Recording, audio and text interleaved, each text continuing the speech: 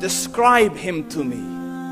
And Muslims, look at the description of your Rasul. And for some, this would be the first time you hear what your Prophet looked like. I saw a man of striking appearance. ظاهر الوضاء أبلج الوجه, radiant face, حسن الخلق, beautifully created.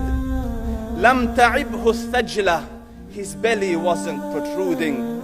وَلَمْ تُزْرِ بِهِ السَّعْلَةِ, nor was his head disproportionate and small. وَسِيمٌ قَسِيم, proportionate and delicate, finely made, a specimen of a creation.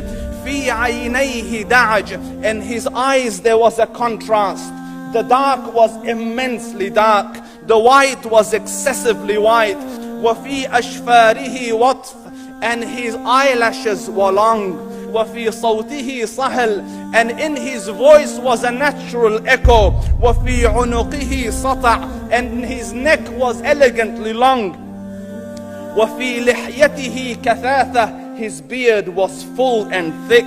أَزَجْ أَقْرَنٌ, his eyebrows were arched, but they were not joined. It was separated.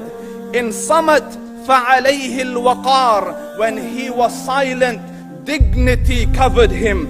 وَإِن تَكَلَّمَ سَمَاهُ وَعَلَاهُ الْبَهَاءِ, and when he spoke, it was audible and clear, almost commanding and overtaking.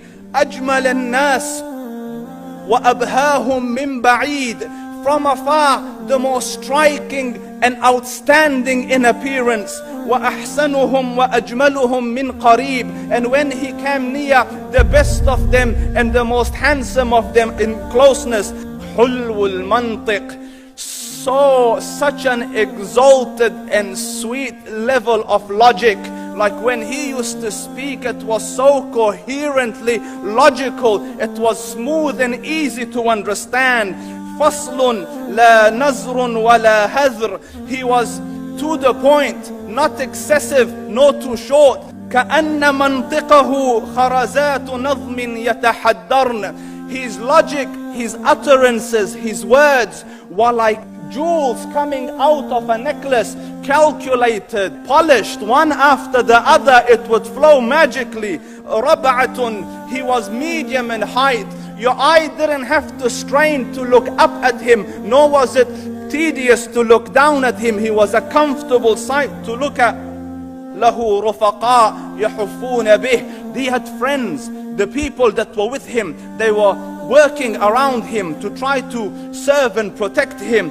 إِنْ قَالَ سَمِعُوا لِقَوْلِهِ, when he used to say something, they used to hearken to what he used to say. وَإِنْ أَمَرَ تَبَادَرُوا إِلَىٰ أَمْرِهِ, when he commanded, they used to compete to fulfill the command. This is Muhammad Rasulullah. This is Muhammad Rasulullah. Anas ibn Malik says, he says, I came out one night,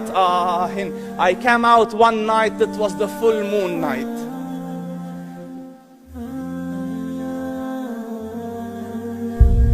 And I looked at the moon, and in the desert, understand, the moon is an awesome sight. It is smooth, it is radiant, it is clear, it is gentle compared to the scorching sun at which they are used to. So the moon was the epitome of beauty. So he says, I came out at a full moon night and I looked at the moon and I saw it beautiful, handsome. So I said, let me go see if the moon is more handsome or my Prophet is more handsome. Let me see if that is more beautiful or the Prophet is more beautiful. So I went and I saw him standing afar. So I looked at his face and I looked at the moon, and I looked at his face, and I looked at the moon, and I looked at his face, and I looked at the moon. And he said, Wallahi, he was more handsome than the moon in its entirety. That is just the look of your Rasul.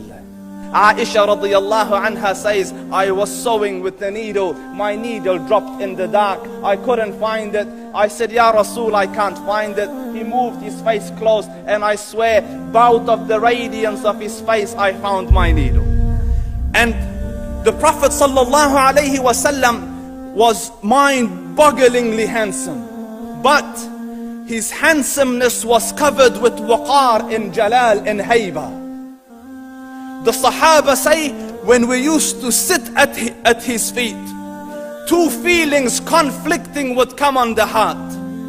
The first one, you wanted to look at him. You wanted to behold the majesty of his face.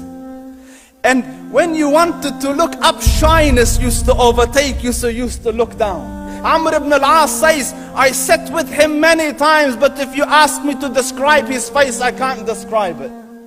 I wouldn't be able to look up to him ijlalan wa ta'zeeman. I couldn't look up at him. And that is why he didn't have the problems that Yusuf alayhi salam had. Because it was difficult to penetrate the awe and the splendor of the Rasul.